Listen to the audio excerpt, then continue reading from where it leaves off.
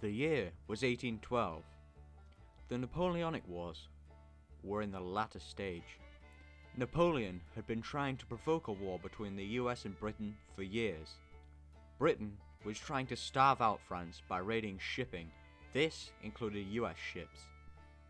France was doing the same for British ships though. Britain also used a tactic known as impressment to cause defection from US ships to British ones. The president at the time, James Madison, didn't like all this, so on June 18th, 1812 he signed a declaration of war on Britain. However, at the same time Britain had lifted its trade restrictions, effectively rendering the casus belli pointless.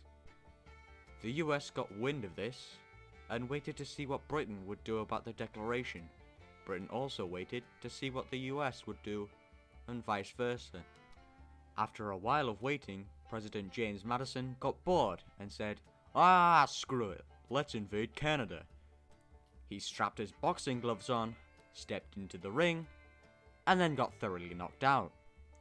He sent a force to cross from Detroit into Toronto. They got their asses handed to them on a plate and even lost Fort Detroit. He sent a second force from New England into the Quebec area, and you guessed it, they got their asses handed to them as well. Then, in 1814, shocking news arrived the US. Napoleon was in exile in Elba. This meant Britain could divert all of its resources to fight the US. Examining the conflict so far, you would be right to expect them to get thoroughly wrecked. And they did. During the earlier stages of the war, America performed surprisingly well at sea, considering it was Britain that they were fighting. However, the Navy was no longer blockading France and could blockade the US instead, which they did to great success. Britain then started raiding the coast, capturing ports, and attacking inland from Canada.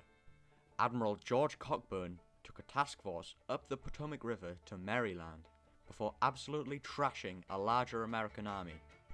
The army then retreated with the president alongside them, leaving Washington open. The US were in a real pickle. What followed was the destruction of all US state buildings, including the White House. The admiral and his men walked into the White House, finding dinner hot on the table. George and his men felt obliged to dig in. The admiral in particular, sitting down and enjoying the president's own food, set out by his wife for that evening. One soldier even took Madison's hat home as a souvenir. That would be quite the souvenir. This was a downright humiliation for the US, and in particular the president, who was responsible for starting the war in the first place. He was even denied help by his own citizens on the road of retreat. Peace talks began in December 1814, and they came to an agreement to return all conquered land settled on a US-Canadian border, as well as the end of all trade embargoes, impressment, and supplying of Indian revolts. The war ended inconclusively. However, the peace didn't reach the US from Ghent in the Netherlands until 1815, so fighting continued.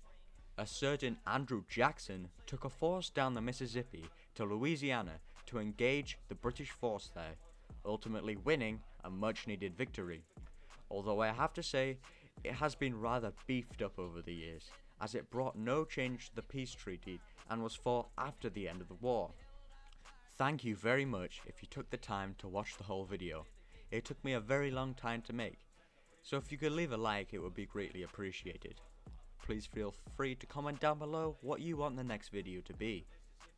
Goodbye and good night.